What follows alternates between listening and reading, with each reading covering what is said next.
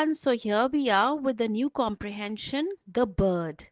Listen to it nicely, and the best would be if you can take out a paper and pencil and try and write it down yourself without looking at it and just listening to it when I read. And after that will be question time. We'll ask you questions and try and answer them. Even if you're not writing, answer the questions so that we see that you understand. Let's start. The bird. This is a bird. It is small. It has two wings. The wings help it to fly. It has a beak to eat. It has a tail.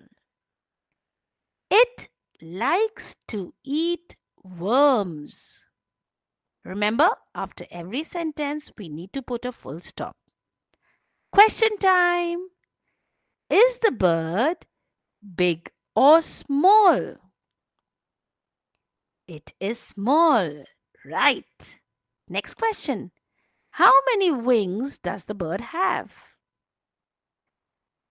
It has two wings. Very good.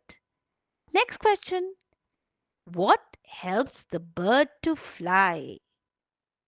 The wings help it to fly. Next question. How does the bird eat? Answers anyone? Yes, it has a beak to eat. Last question. What does the bird like to eat? Answer. It likes to eat worms.